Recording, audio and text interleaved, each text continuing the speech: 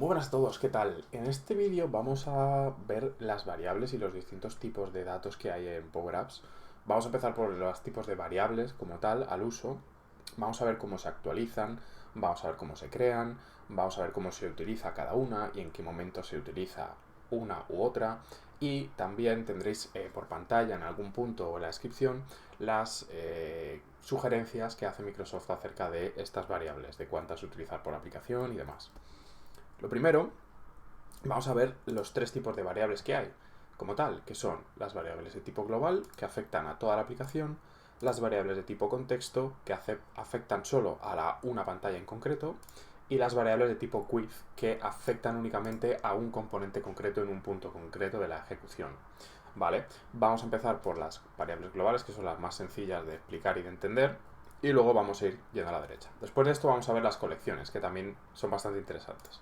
Entonces, cuando nosotros establecemos una variable global, como digo, esta variable puede ser accesible desde toda la aplicación en su conjunto. Entonces, si yo, por ejemplo, voy a añadir aquí un label, ¿vale? Y en esta otra pantalla voy a añadir un label, lo que vamos a hacer es establecer que cuando pulsemos este botón, la variable, mi variable, la voy a llamar, ¿vale? Mi variable, para establecer una variable, crearla o modificar su valor, es con set. La función es set, siempre se utiliza esta función, ¿vale? Set mi variable y aquí le vamos a dar el valor de app.activeScreen, por ejemplo. Entonces aquí, siempre que nosotros pulsemos este botón, nuestra variable va a tener el nombre screen4 y si nosotros pulsásemos el botón desde screen4.1 va a tener el valor de screen4.1. Entonces ahora en este text lo que voy a hacer es que pinte mi variable, que ahora mismo como no tiene nada, espera un texto. Lo que vamos a hacer es, aquí, quizá me ha faltado el name, efectivamente, ahora ya no falla, porque aquí le estaba pasando un objeto como tal, y lo que está esperando esta propiedad es un texto, por lo que le voy a pasar simplemente el nombre. Si yo pulso aquí este botón, como veis, screen4, y si yo pego exactamente el mismo código aquí, vais a ver que entre pantallas, esto sigue siendo screen4 a pesar de que yo esté en screen4.1. Si yo le doy aquí, la global variable, bueno, claro, este botón no tiene código. Si yo copio este código, si lo pego aquí y le doy, el valor ahora es screen4.1 y si yo vuelvo a la pantalla anterior sigue siendo screen4.1 porque, como digo, se comparte. Si tú sobrescribes la variable va a tener el valor que tú hayas sobrescrito, como estamos haciendo aquí. Aquí en este punto ya no la estamos creando porque si yo le doy aquí le estoy diciendo a esta variable que ya existe que su valor nuevo es screen4 y, como digo, accesible por toda la aplicación. Ahora, ¿qué es lo que ocurre con las variables de contexto? Y para ello voy a mi voy a crear una nueva aquí, variable de contexto, ¿vale? Y voy a copiarme esto aquí, voy a pegar esto aquí, voy a copiar esto de nuevo. Como digo, las variables de contexto solo afectan a la pantalla en concreto. ¿Cómo se utilizan? Pues su estructura es la siguiente. DateContext se llama, abrimos y cerramos llaves. Y aquí le introducimos el nombre. Mi variable de contexto, dos puntos, y aquí lo que queramos meter, por ejemplo, ActiveScreen.name. Entonces ahora, cuando yo pulse este botón, esto va a ser screen4. Pero, si yo me voy aquí, esto no es nada, no existe todavía. ¿Por qué? Le voy a dar el mismo código a este botón y vamos a ver... perdón. Aquí a este botón, vamos a ver como si yo ahora le doy, esto es screen4.1 y esto es screen4. ¿Por qué? Porque solo afecta a la pantalla en la que estás. ¿Para qué sirve esto? Pues, por ejemplo, donde yo más lo utilizo es cuando tú tienes un pop-up, por ejemplo. ¿Por qué? Porque tú quieres un pop-up y tú quieres que ese pop-up se muestre cuando una variable sea cierta, pero te interesa que sea cierta solo en ese contexto, en esa pantalla. Es decir, yo pulso este botón y quiero que en esta pantalla me muestre un pop-up. No quiero estar utilizando una variable global porque añadiría mucha complejidad al código y haría que, por ejemplo, si yo le doy a un botón en una pantalla y de repente me voy a otra pantalla, sin cerrar el pop-up por el motivo que sea, ¿no? Ese pop-up va a seguir visible porque le he dicho a esa variable global que esté en true. Entonces, por este motivo, además, aparte de eficiencia, para que la aplicación no esté con una variable cargada todo el rato, nosotros estamos utilizando, pues bueno, estamos reduciendo como el scope, ¿no? Donde se va a utilizar. Y al final es un poco la lógica que tiene esto, ¿no? Entonces esto serían las variables de contexto, que como digo, la diferencia principal es que las globales afectan a toda la aplicación en su conjunto y las de contexto afectan solo a la pantalla en la que se ejecutan, a la pantalla como tal. Si tú estás en esta pantalla, la variable de contexto que tú tengas aquí solo va a estar disponible aquí. Lo mismo aquí, por ese motivo, cuando yo hago aquí screen 4.1, esta variable de aquí, si yo cambio de pantalla, sigue siendo la misma, pero esta nunca va a dejar de ser screen 4 porque esta de aquí, este valor siempre va a estar guardado en un contexto, ¿vale? Luego, la variable width, lo hemos visto en mi anterior vídeo, es una variable que es distinta, o sea, realmente es... Si esto es una variable global y esto es una variable contextual por pantalla, por así decirlo, pero común entre todos los componentes, esto es una variable que solo es para ese componente en concreto y es para organizar mejor el código, para optimizar ciertas llamadas, pero no, esa variable no es accesible desde otro componente. Entonces, si yo, por ejemplo, aquí digo width, y quizá esto, si tenéis alguna duda con esta, id a mi anterior vídeo donde explico un poco más este tema, lo tendréis también por pantalla, en la descripción, no sé muy bien por dónde lo pondré, pero lo tendréis por ahí. Si yo, por ejemplo, width digo temporal, mi variable, bueno, claro, esta la he llamado mi variable de contexto, pues esta la voy a llamar mi variable temporal, porque no llega a ser de contexto, porque no está disponible en toda la pantalla. Y aquí lo mismo, app activescreen.name. Entonces, si yo a este text le quiero poner mi variable temporal, esto, como veis, se ejecuta en tiempo real, ¿vale? Al igual que tú, para establecer una variable o hacer algo, tienes que pulsar un botón o llamarlo desde un sitio que requiera, o bien que se cargue una pantalla, o bien que pulses un botón, o bien que escribas algo, o lo que sea, esto se queda como funcionando todo el rato, por así decirlo, en este contexto, por ejemplo, en este punto, ¿no? Aquí digamos que lo único que hace es que coge constantemente qué pantalla es la activa, ¿no? Y la imprime aquí. Pero ¿cuál es el problema? Que si yo me quiero poner esto aquí, si yo intento hacer mi variable temporal, esto no existe. No es reconocido, entonces te va a dar el error. Todas estas tienen funcionalidades interesantes por separado y la clave está en saber cuándo utilizar cada una. Aparte de los consejos que voy a poner por ahí en pantalla o que ya habré puesto al principio del vídeo, mi consejo principal es que no abuséis de las variables globales, porque muchas veces no suele ser necesario.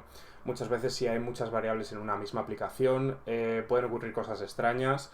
Si hay variables de tipo objeto, porque bueno, yo aquí a mi variable global, al igual que context variable le he puesto un simple valor, aquí tú puedes hacer variables de tipo objeto, por ejemplo, que es por donde voy todo esto. Voy a seguir antes de enrollarme con esto, pero se puede complicar. Si tenéis muchas variables globales, al final el código, aparte de que puede ser menos sencillo de leer, se puede complicar a nivel técnico de que no se guarden bien las variables, de que no funcione correctamente, ¿vale? Entonces yo puedo poner mi variable objeto, ¿vale? Y yo puedo decirle aquí que quiero que esto tenga distintas propiedades. Y esto, pues de programación básica, por así decirlo. Esto es un objeto que se especifica con los brackets, ¿vale? Y aquí pues yo le puedo decir propiedad 1, por ejemplo, propiedad 1 .activescreen.name, propiedad 2 user, por ejemplo, email, por ejemplo. Entonces, si yo establezco aquí esto, yo podría coger esta variable de aquí, mi variable objeto, y acceder a sus distintas propiedades. Por ejemplo, propiedad 1, screen 4. Y ahora aquí si quiero propiedad 2, propiedad 2. Pues esto el funcionamiento es igual en todas, ¿vale? O sea, tú puedes tener variables que simplemente almacenen pues un string, un booleano, un entero, o puedes tener variables que son de tipo objeto. Y aquí es donde yo me he encontrado una vez con algún problema. Si hay muchas variables en una misma aplicación, es posible que este objeto no esté vacío, pero no puedas acceder a sus propiedades como estoy haciendo yo aquí y que se muestren. Entonces, de ahí viene. Hay que tener mucho cuidado con utilizar demasiadas variables globales en una misma aplicación, porque pueden llevar problemas de este tipo. O sea, el código, la lógica está bien, pero el framework llega hasta donde llega, ¿vale? Entonces, bueno, pues esto mismo que he hecho se podría replicar en cualquier otro, ¿vale? El funcionamiento sería el mismo. Aquí en este caso, pues, al igual que he puesto esto aquí, pues sería un objeto y sería p a punto lo que sea. Y aquí vamos añadiendo, ¿vale? O sea, esto sería igual. Y en Wix sería igual. Como digo, id a mi anterior vídeo para echar un ojo, que también es bastante interesante, el tema de la función with y muy útil. Y bueno, esto sería todo por parte de lo que son las variables como tal, ¿vale? Variables en el sentido de variables de objeto y demás. Pero tenemos otro tipo de datos en Power Apps que son las colecciones, que las colecciones no son más que un array de objetos, ¿vale? Un array de objetos en el que nosotros podemos meter, pues, base de datos. O sea, realmente cuando nosotros accedemos a una base de datos, eso es una colección, pero nosotros podemos tener colecciones locales, ¿vale? Esto tiene distintas... voy a cambiar esto aquí. Esto tiene distintos usos, tiene distintas fórmulas que, pues bueno, os iré enseñando ahora, ¿vale? Voy a crear aquí crear colección. Voy a crear aquí, por ejemplo, voy a crear collect, ¿vale? Y la voy a llamar mi colección. Y aquí es donde nosotros podemos ir añadiendo ítems. Ítems, aquí. Nosotros podemos añadir un elemento, en este caso estaríamos añadiendo un elemento a una colección, ¿vale? Es decir, nosotros imagínate que queremos añadir aquí type, le vamos a llamar title y le voy a poner 1, por ejemplo. Esta colección, para verla, lo que vamos a usar es una galería. Aquí vamos a meter esto. Aquí vamos a hacer un poquito de limpia, vamos a poner simplemente el title y aquí item title. Entonces yo le doy aquí y me añade. ¿Qué pasa?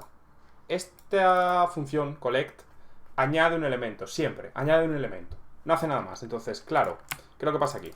Que si yo le doy, va añadiendo todo el rato. Si yo no quiero que añada el mismo elemento, lo que tendría que hacer es un poquito más de lógica aparte, ¿no? Porque nosotros tenemos distintos métodos. Tenemos collect, que añade un método al final de esta colección.